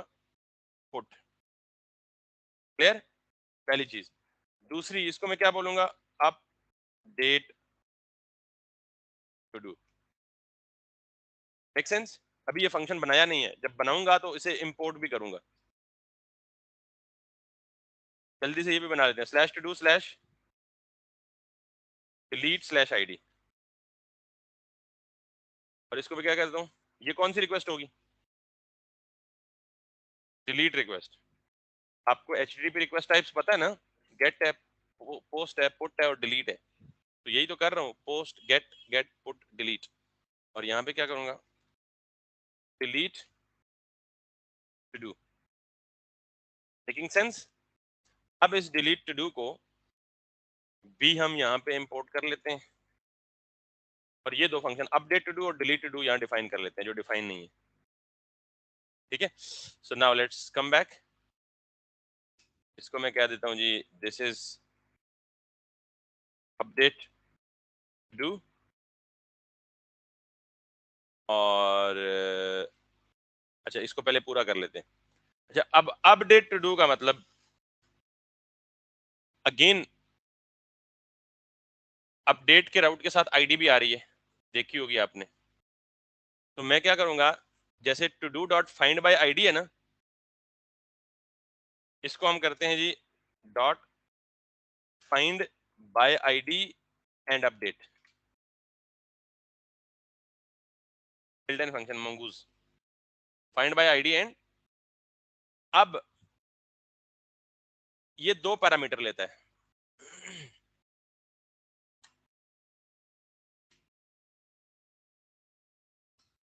पहला पैरामीटर क्या लेता है और दूसरा पैरामीटर जो डाटा अपडेट करना है वो।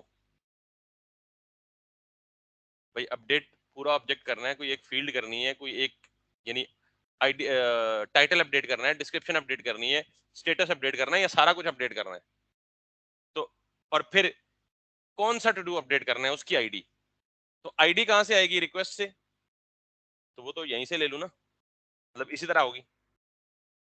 और दूसरा पैरामीटर बॉडी, वो कहां से आएगा,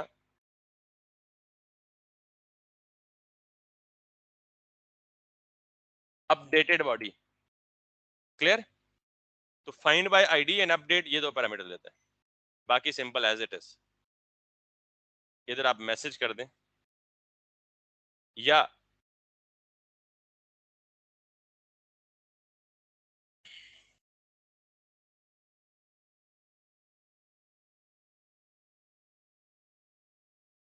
क्लियर, लेट्स टेस्ट इट।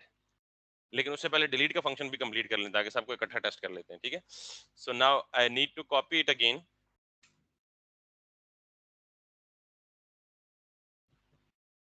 और इसको हम क्या कहते हैं जी, DELETE, डिलीट टू डू। और इसको हम क्या कहते हैं जी, डिलीट के दो स्टेप्स हैं। पहला फाइंड बाय आईडी,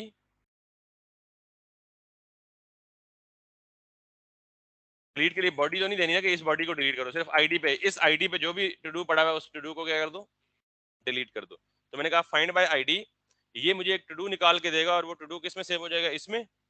और फिर इसको कॉपी करें, टू डू डॉट रिमूव।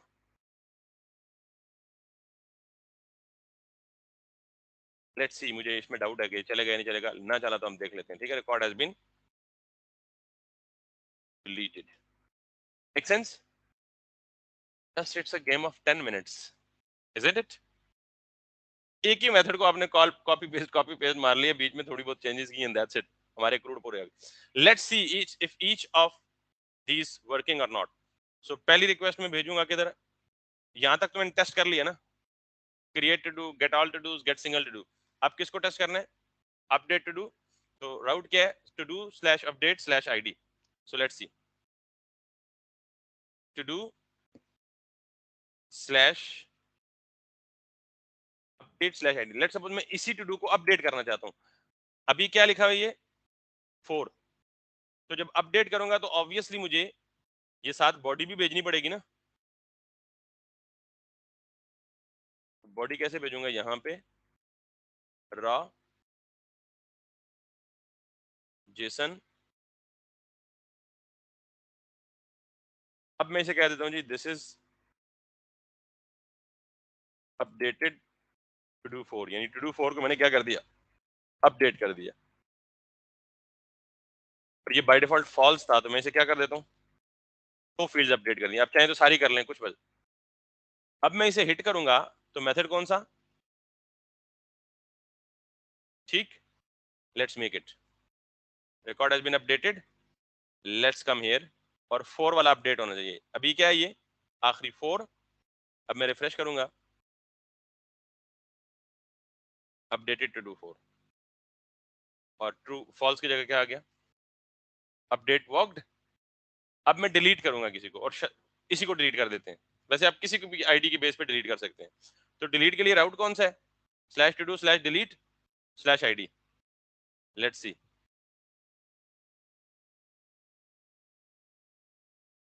ये आईडी, ये जो टू डू वाला है 4 वाला, अपडेटेड 4 वाला क्या हो जाएगा अगर ये ठीक चला तो? Sorry, oh yes yes yes yes, you are right. यहाँ पे फंक्शन डिलीट, वही मसला था, एरर आया तो उसी वजह से। So record has been, let's check it out. आखिरी वाला डिलीट होना चाहिए, ठीक है क्या? तालियां तो होनी चाहिए ना। आपने क्रड ऑपरेशन कंप्लीट किए हैं यार, बगैर किसी गलती के।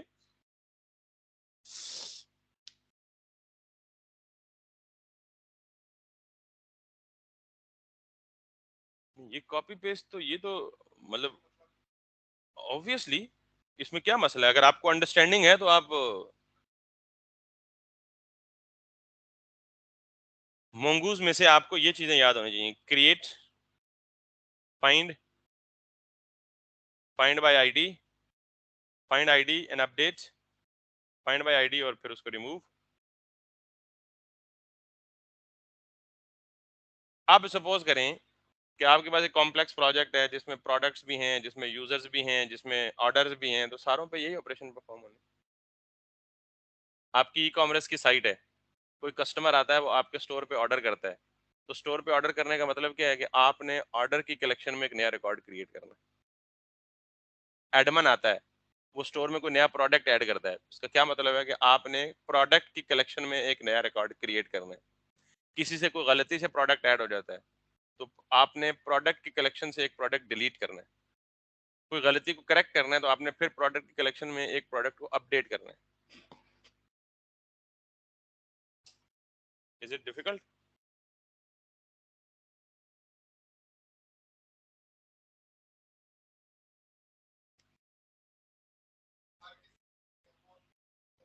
अलग अलग बनेगी। अगर मैं आपको कहूँ ना यूजर के लिए आपने बनाना है, तो उसके लिए राउट्स भी अलग बनेंगे, उसके लिए कंट्रोलर भी अलग बनेगा, उसके लिए स्कीमा भी अलग बनेगा। तो सारा कुछ उसका अपना तरीका सेम होगा। आखिरी चीज रह गई है कि अब सपोज करें, सपोज अभी बैकएंड कंप्लीट नहीं है लेकिन हमारा एटलीस्ट CRUD ऑपरेशन हो रहे हैं, और अभी तक हम क्या कर रहे हैं, पोस्टमैन का टूल टेस्टिंग के लिए इस्तेमाल करें। अब हमने बैकएंड और फ्रंट एंड को आपस में करना है लिंक। क्या करना है? ताकि हम अपनी GUI जो हमने बनाई है फ्रंट एंड रिएक्ट में, उसको कनेक्ट करें अपने इस बैकएंड से, और बैकएंड ऑलरेडी कनेक्टेड है डेटाबेस से, तो हमारी एप्लीकेशन हो जाएगी full stack. So your first full stack project is going to be completed. यही एपीआई है। आपने कितने एंड पॉइंट्स बना लिए हैं? एक क्रिएट का, एक गेट का, गेट ऑल का, एक गेट सिंगल का, एक अपडेट का, एक डिलीट का। ये एपीआईज हैं। You have, trust yourself, you have created your first API in Node.js Express using MongoDB, which is NoSQL. How powerful the names are यार। किसी को बताएंगे आपके मैंने एपीआई क्रिएट की है, वो कहेगा कौन सी टेक्नोलॉजी यूज करके। तो आप सारे नाम लें जरा उसको पता।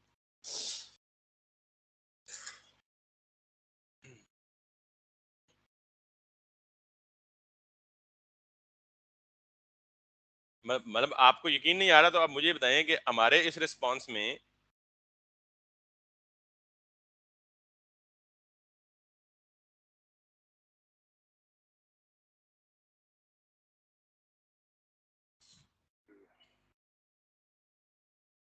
हमारे इस रिस्पॉन्स में और जो हम यूज करते चले आए हैं,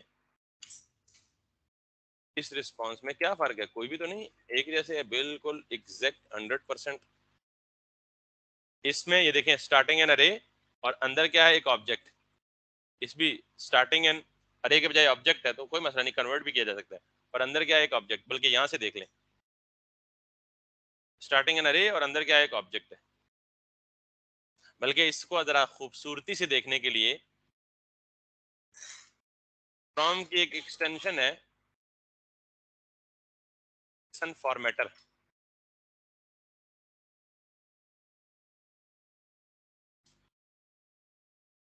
ये क्या करती है, जेसन की फॉर्मेट को, जेसन रिजल्ट को इस तरह फॉर्मेट करके दिखाती है आपको। अब जरा देखिएगा, अब अगर मैं इस पे हूँ, जबरदस्त, आहा क्या, और इस पे हूँ, तो इसमें और इसमें क्या फर्क है? We have created API, trust me.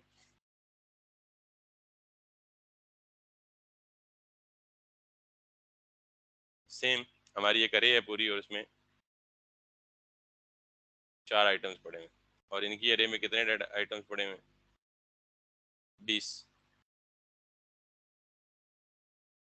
Clear होगी बात? आखिरी स्टेप करें कि हम अपने फ्रंट एंड को बैक एंड के साथ लिंक कर लें।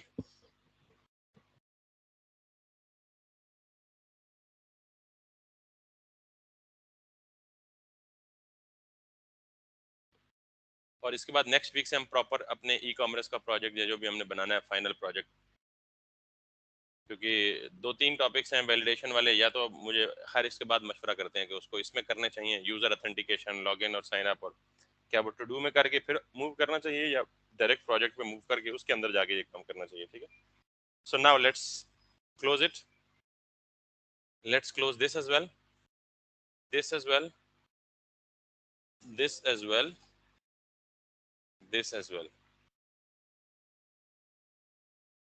सो I had this backend folder जिसके अंदर मैंने बैकएंड एपीआईज बना ली हैं। यहाँ पे मैं एक नया फोल्डर बनाता हूँ जिसको क्या कहता हूँ, फ्रंट एंड। इसके अंदर जाके क्या करता हूँ, npx create react app dot,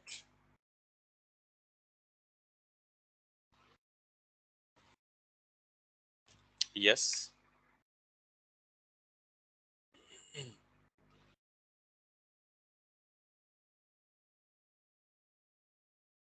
वो जो सारे काम हम फेक एपीआईज के साथ करते थे, अब हम किसके साथ करेंगे? अपनी एपीआईज के साथ।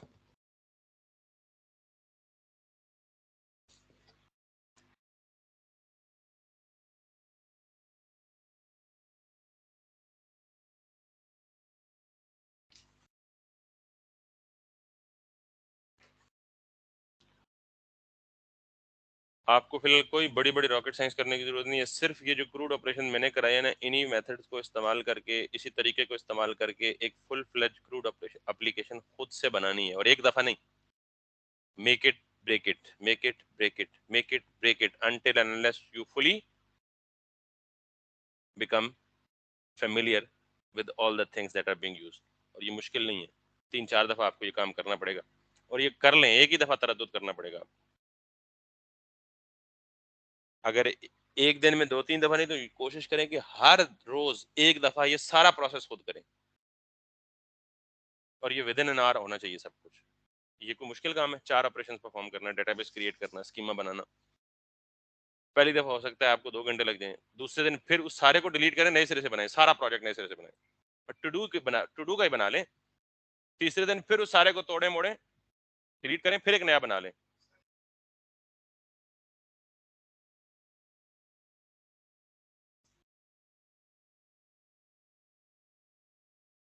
एक प्रॉब्लम आएगा जिसकी वजह से मैं आपको करके दिखा रहा हूँ, वो कॉर्स इशू है, cross origin resource sharing. Otherwise मैं कराता भी ना, आपको बताता, जैसे वो आप पहले करते हैं ना, आप फैच या एक्सियोस में फेक एपीआई का एंड पॉइंट देते थे, तो आप अपना एंड पॉइंट देते हैं, चल जाएगा, लेकिन एक एरर आएगा कॉर्स का, जिसकी वजह से मैं करा रहा हूँ आपको, और मैं सिर्फ एक एंड पॉइंट को हिट करके वो कॉर्स का इशू रिजॉल्व करके दिखाऊंगा, बाकी सारा कुछ आपने खुद करना है। ठीक है ना? तो अगले हफ्ते तक मैं उम्मीद करता हूँ कि आप 7 दिन में 7 दफा टू डू ऐप बनाएंगे। नहीं बनाएंगे तो कोई मसला नहीं, अपना नुकसान करेंगे, बट मैं ये तजर्बे से बात कर रहा हूँ कि फिर कभी नहीं भूलेगा। अगर ये 7 दिन में 7 दफा बनाए, तो फिर मुझसे लिखवा लें 7वें दिन कि ये चीज़ आपको कभी नहीं भूलेगी और कभी नहीं तंग करेगी। नहीं करेंगे तो फिर मजे करें।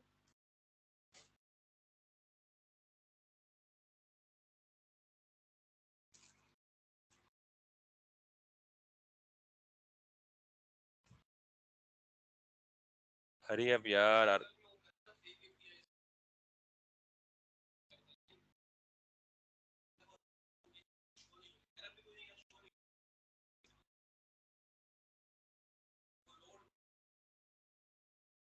अब ऐसे कैसे मैं बता सकता हूँ कि वो उसका इशू था या आपका इशू था?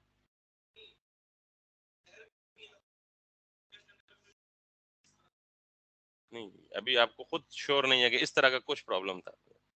पहले प्रॉब्लम को श्योर करें, जब भी सवाल पूछा करें 100% श्योरिटी ले।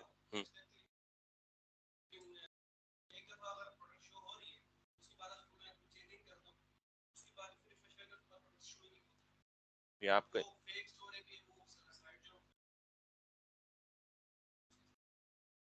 तो आपने पोस्ट रिक्वेस्ट में कोई इन्फिनिट लूप तो नहीं लगा दी उसके ऊपर कि वो बेचारा जो है ना वो भी परेशान हो गया, यार की हो रहा है मेरे साथ।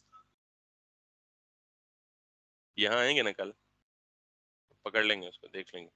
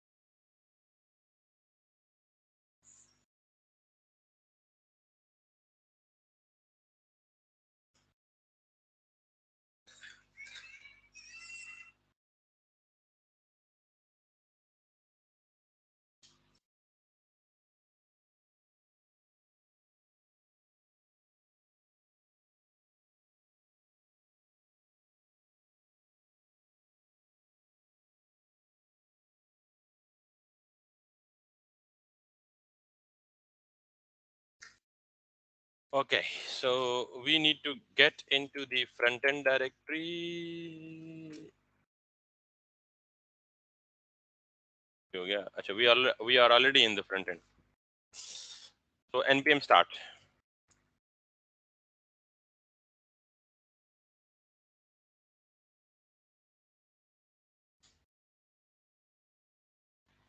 बैकएंड से कनेक्ट करके जब हम रिक्वेस्ट करेंगे तो मेक श्योर कि सर्वर चलता हुआ होना चाहिए। सर्वर एग्जीक्यूशन में होगा तो तभी वो रिक्वेस्ट को एंटरटेन करेगा। ठीक है, अभी हमारा सर्वर स्टॉप्ड है, सो लेट्स इम्प्लीमेंट इट।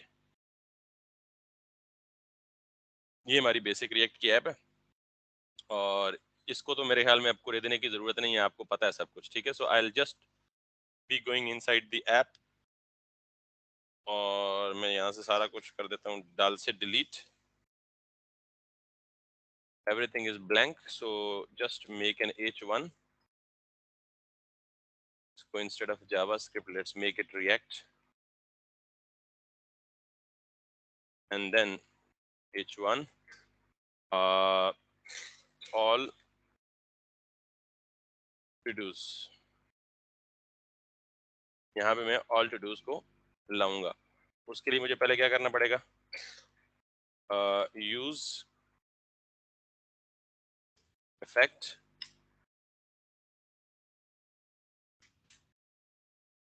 ये आपको पता है सब कुछ, ऐसे ही है। सो मैं करूंगा जी गेट ऑल टू डूज का एक फंक्शन लिखा। अच्छा, नाम की कंसिस्टेंसी चेक करें, मैंने बैकएंड में भी फंक्शन का नाम क्या लिखा और फ्रंट एंड में भी, ये नहीं कि इनका इसका उससे कोई ताल्लुक है, कंसिस्टेंसी के लिए इस फंक्शन का उस फंक्शन से कोई ताल्लुक दूर दूर तक नहीं है, लेकिन काम वही करेगा। वो get all to do database से बैकएंड को लेके दे रहा था, ये गेट ऑल टू डू क्या करेगा, फ्रंट एंड से बैकएंड को रिक्वेस्ट करेगा। ठीक है, सो ये गेट ऑल टू डूज को मैं यहाँ पे करता हूँ जी डिफाइन दिस दिस, और this is going to be function. और आपको पता है कि जब आप दो एप्लीकेशंस के दरमियान कम्युनिकेशन करवा रहे होते हैं तो आप नॉर्मली एसिंक्रोनस फंक्शन रखा करें। Making sense? Okay, so this is function call, this is function definition. Inside this function definition, what I'm going to do is,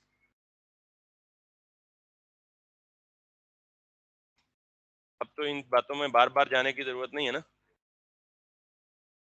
This is what try catch में console dot log error, और यहाँ पे क्या करूंगा, Axios से request करूंगा। वैसे fetch से भी कर सकते हैं, ठीक है, fetch इनबिल्ट होता है, लेकिन हमें जरा ज्यादा अच्छा लगता है कौन सा, npmiaxios Axios।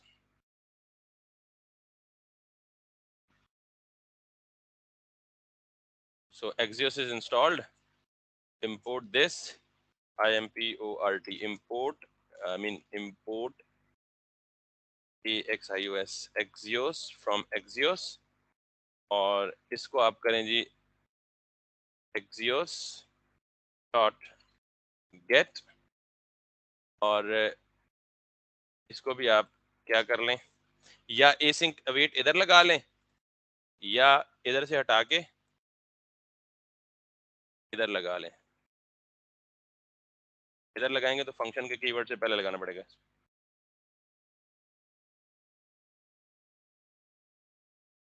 और इसको अवेट कर लें, ठीक है।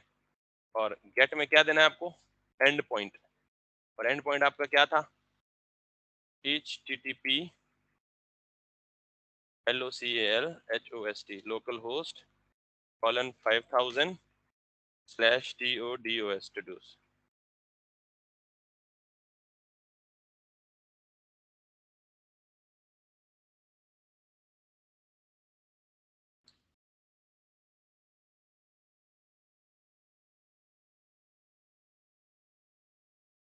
यही था ना, और ये प्रॉमिस रिटर्न करता है टू डूज डॉट, या सिंपली आप कंसोल करके देख लें टू डूज मिल रहे हैं या नहीं मिल रहे। बाद में उसको हम लोकल स्टेट में सेट करेंगे, पहले ये चेक कर लेते हैं टू डूज आ रहे हैं या नहीं आ रहे, todos टू डूज। अब ये कैसे चलेगा, पहले बैकएंड का सर्वर चलाऊंगा, फिर ये रिक्वेस्ट होगी, ठीक है। सो कम बैक हियर, इसको आप चलाएं गिट बैश में NODEMONSERVER.js, server is running, dB is up. Now जो एरर आएगा, जो प्रॉब्लम आएगा, जिसके लिए मैं समझा रहा हूं, उसको देखिएगा जरा। if I refresh it and console it, ये एरर है और उसको समझना बहुत जरूरी है। Access to XML HTTP request at this point, ये वो पॉइंट है जिसको हम रिक्वेस्ट कर रहे हैं, और ये वो पॉइंट है जहां से हम रिक्वेस्ट कर रहे हैं। गौर से समझिएगा बेटा, बड़े काम की चीज बताने लगा। ये वो पॉइंट है जहां पर रिक्वेस्ट की जा रही है, ये वो पॉइंट है जहां से रिक्वेस्ट की जा रही है। देखें, जहां से रिक्वेस्ट की जा रही है वो ये ना, लोकल होस्ट 3000, और जहां पर रिक्वेस्ट की जा रही है वो यही है ना, लोकल होस्ट 5000। एक चीज होती है ओरिजिन, ओरिजिन किसको कहते हैं वैसे, ओरिजिन का उर्दू में मतलब होता है मंबा, सोर्स, जहां से कोई चीज इनिशिएट होती है, इमर्ज होती है। मतलब पाकिस्तान में जो पानी आ रहा है इसका ओरिजिन क्या है? इंडिया। इंडिया से आ रहा है ना। और कई दफा हमें धमकी दे चुका है, हम पानी बंद कर देंगे, ये कर देंगे, वो कर देंगे। तो पाकिस्तान में जो दरिया है, उन दरियाओं का ओरिजिन कहाँ है? इंडिया का। इंडिया। तो ओरिजिन का मतलब जहां से कोई चीज इनिशिएट होती है, जहां से कोई चीज। तो मेरी रिक्वेस्ट कहां से इनिशिएट हो रही है? लोकल होस्ट 3000 से। तो रिक्वेस्ट का ओरिजिन क्या हुआ? Local host 3000। तो रिक्वेस्ट की डेस्टिनेशन सेम ओरिजिन है या डिफरेंट ओरिजिन है? ग्रेट। देखें, ऑटो ड्रा था ना।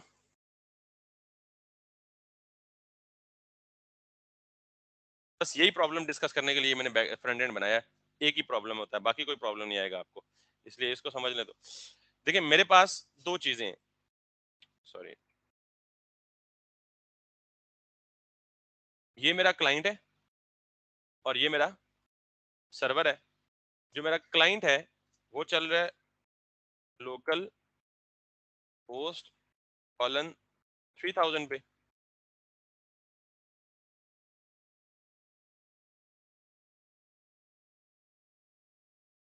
और जो मेरा सर्वर है वो चल रहा है 5000 पे। तो याद रखिएगा कि ये जो रूट यूआरएल है इंक्लूडिंग दिस पोर्ट, ये एक ओरिजिन है और ये एक अलग ओरिजिन है। अगर कभी भी किसी भी एप्लीकेशन में, ये सिर्फ हमारी एप्लीकेशन में नहीं, इंटरनेट पे चलने वाली कोई भी एप्लीकेशन है, अगर वो एप्लीकेशन सेम ओरिजिन को रिक्वेस्ट करेगी तो वो रिक्वेस्ट में कोई मसला नहीं होगा। मिसाल के तौर पे मेरी एक ही डोमेन पर 4 पेजेस होस्टेड हैं। मैंने रिक्वेस्ट की www.stix.com/,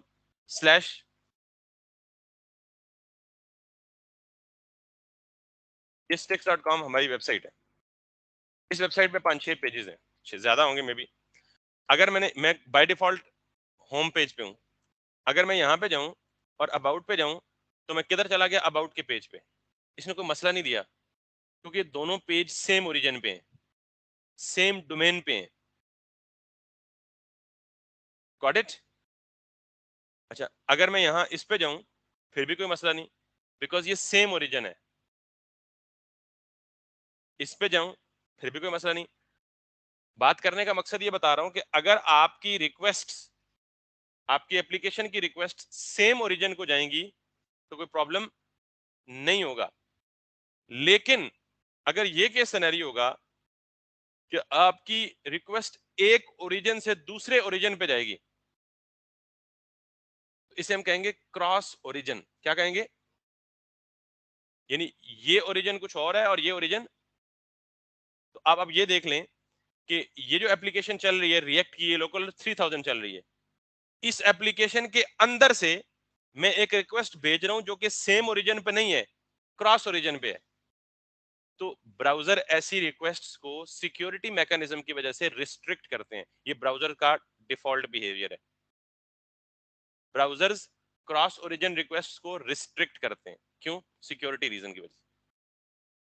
मेक सेंस? तो दैट्स व्हाई जब ऐसा काम हो तो ये एरर आता है जो मैंने आपको बताया है, जिसको हम क्या कहते हैं? देखें, from origin this has been blocked by CORS. CORS का मतलब होता है cross origin resource sharing. CORS का मतलब क्या होता है? तो क्रॉस ओरिजिन का मतलब तो समझ आ गया ना क्या होता है? कि एक डोमेन से दूसरी डोमेन पे रिक्वेस्ट की गई है कि मुझे ये रिसोर्स दे दो। तो अगला कहेगा भाई तू कौन है?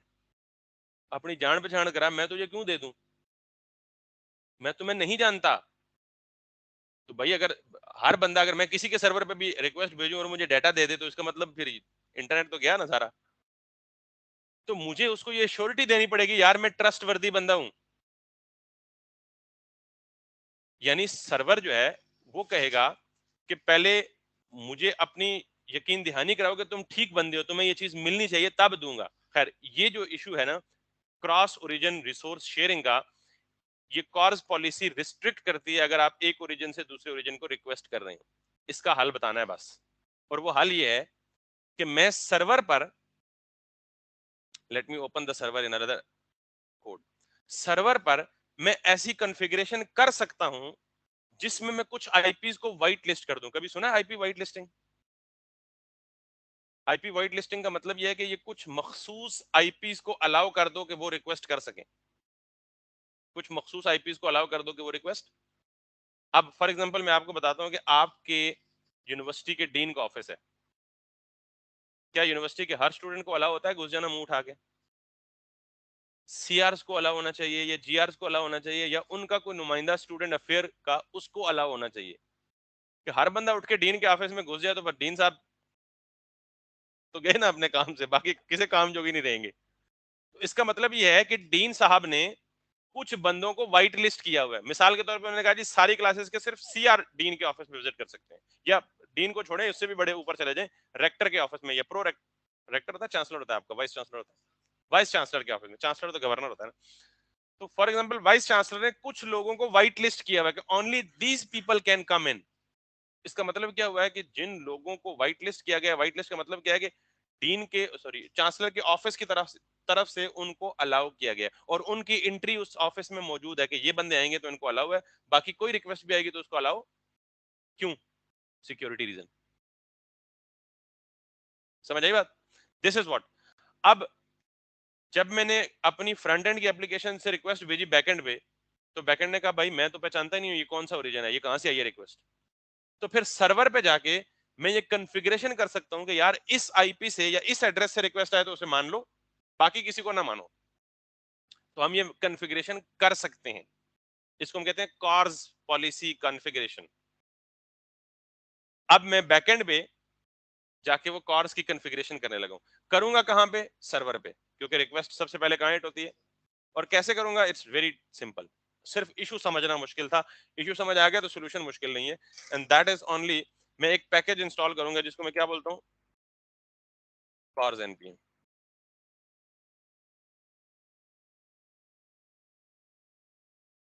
अब ये देखें कितने लोग इसे यूज करते हैं। मैं इसे इंस्टॉल करता हूँ npm कॉर्स बैकएंड पे। ये मेरा बैकएंड है, इसको मैं कॉर्स को इंस्टॉल करता हूँ। Once it is installed, the next thing that I want to do is, अब जरा इसकी कॉन्फ़िगरेशन चेक करें।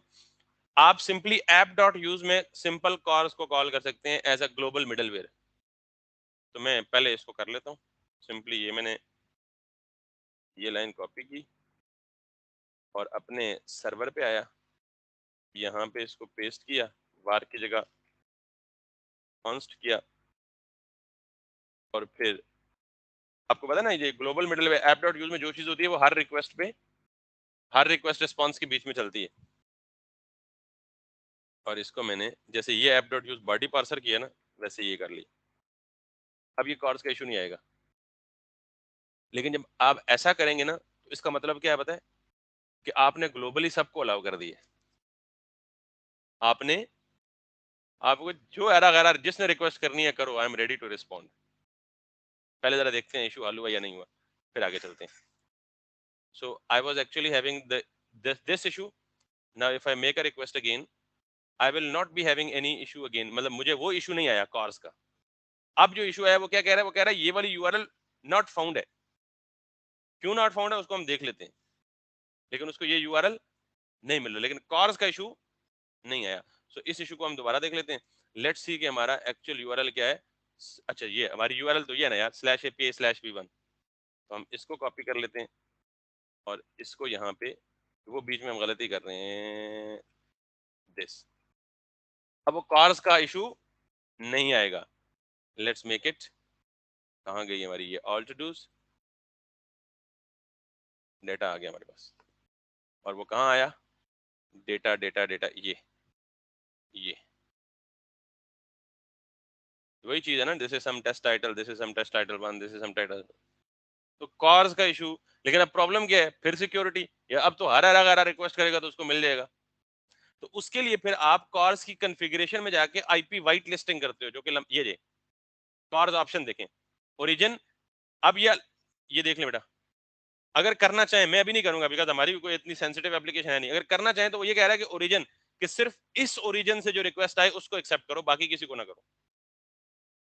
अगर मैं इसको कर भी दूं तो ये पता है कार्स ऑप्शन कहाँ आएंगे, आप इस पूरे ऑब्जेक्ट को उठाएं और यहाँ आके ये जो कार्स है ना इसके अंदर ये ऑब्जेक्ट पास कर दें, और मैं अगर चाहूं तो अपनी इस आईपी को वाइट लिस्ट कर दूं, इसको, सिर्फ इसको। तो फिर जब मैं डिलीट करूंगा तो फिर नहीं करने देगा, नहीं बल्कि फिर करने देगा। आपकी जो ओरिजिन है ना यहां तक वो मैयर होती है, आगे पाथ है। अब जो भी रिक्वेस्ट जिसका ओरिजिन लोकल होस्ट 5000 होगा, आगे पाथ जो मर्जी हो उसको वो अलाउ करेगा। ओरिजिन सेम होना चाहिए। और ओरिजिन कहां तक चेक होता है, यहां से लेके जहां तक पोर्ट है। ठीक, तो मैं सिर्फ इसको अगर मैं यहां से कॉपी करके बैकएंड में जाके इसको दे दूं, अब ये सिर्फ किसको अलाउ करेगा, लोकल होस्ट 5000 को। अब कोई भी एक्सटर्नल एप्लीकेशन, मिसाल के तौर पे इन्होंने एप्लीकेशन बनाई है और इनका सर्वर चल रहा है लोकल होस्ट 8000 पे, तो अगर आप लोकल होस्ट 8000 पे रिक्वेस्ट करेंगे ना, तो इन्होंने व्हाइट लिस्ट किसको किया हुआ है, सिर्फ 5000 को, तो आपकी रिक्वेस्ट वो रिस्पॉन्ड नहीं करेगा।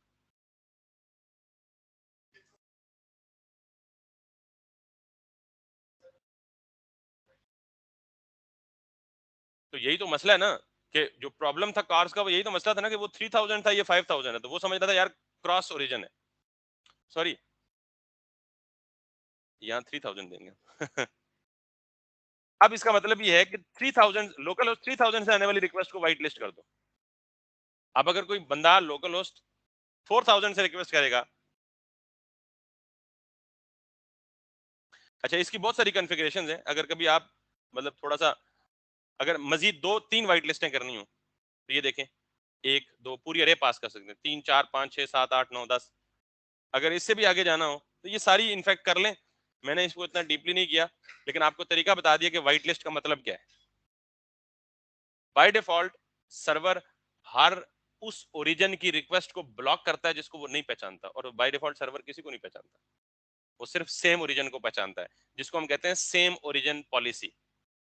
सेम ओरिजिन पॉलिसी क्या है, सर्वर कहता है जी कि अगर सेम ओरिजिन से रिक्वेस्ट आएगी I will accept, otherwise I will not accept anything. That's why CORS issue comes into play. अच्छा, अब ये चीज समझ आ गई आपको। अब इसके साथ ये कंसोल के बजाय लोकल स्टेट में सेट करें, और लोकल स्टेट में सेट करके सारे टूडूज को फ्रंट एंड में डिस्प्ले कर दें, दैट्स इट, दैट्स ऑल। बाकी कहानी वही है। नेक्स्ट वीक का टास्क ये है कि to do app complete front end back end with all the operations create, read, update and delete. आपकी अपनी एपीआई में front end back end complete मुझे आपने सबमिट कराना है, तब मैं आगे चलूंगा। अगर कंप्लीट ना हुआ तो अगले हफ्ते क्लास लेने आने की जरूरत बिल्कुल भी नहीं। ठीक है, so this is your task. और अब होपफुली आपको बाकी कोई प्रॉब्लम नहीं आएगा। यही एक पोटेंशियल प्रॉब्लम था जो आना था, जिसका डर था, और वो आया और मैंने उसको सॉल्व करके बता दिया, उसके डिफरेंट एस्पेक्ट्स भी बता दिए। So that brings me to the end of today's lecture. If still there is any question or confusion, so do you can ask